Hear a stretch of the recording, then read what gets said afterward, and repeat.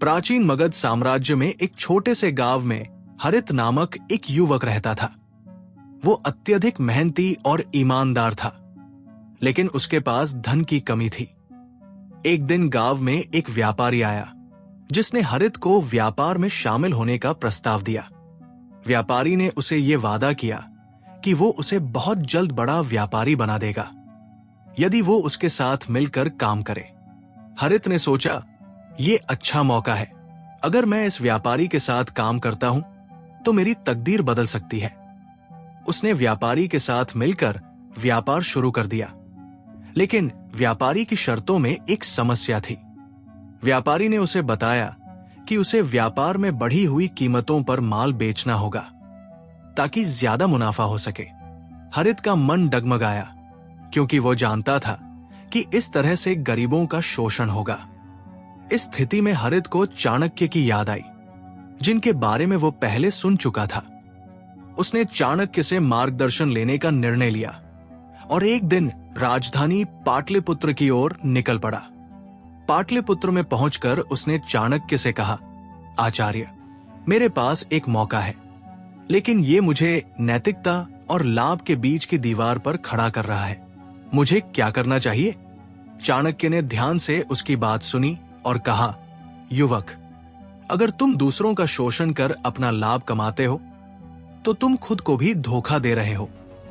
नैतिक व्यापार ही सच्चे और स्थायी लाभ की ओर ले जाता है। जैसा तुम दूसरों के साथ व्यवहार करते हो, वैसा ही तुम्हारे साथ भी व्यवहार होगा।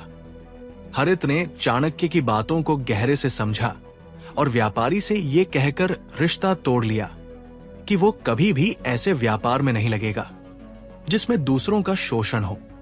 उसने खुद का व्यापार शुरू किया, लेकिन उसने हमेशा कीमतों को उचित और सस्ती रखा ताकि गरीब से गरीब व्यक्ति भी अपनी जरूरत का सामान खरीद सके। समय के साथ हरित का व्यापार बढ़ा और उसने लोगों का विश्वास जीता। वो अब केवल एक व्यापारी नहीं, बल्कि समाज का सम्मानित सदस्य बन चुका था। लोग उसे न केवल व्यापार के लिए, बल्कि एक अच्छे इंसान के रूप में भी पहचानने लगे। कुछ वर्षों बाद हरित वापस चाणक्य के पास गया और कहा, आचार्य, आपका मार्गदर्शन मुझे सही रास्ते पर ले आया।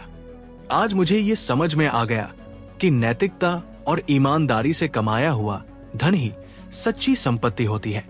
चाणक्य मुस्कुराए और बोले, तुमने सही रास्ता चुना हरित।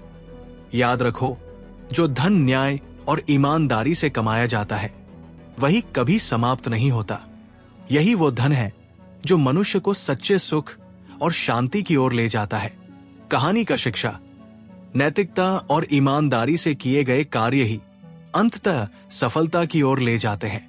जो किसी और का शोषण कर अपना लाभ कमाता है, वो खुद को धोखा देता है।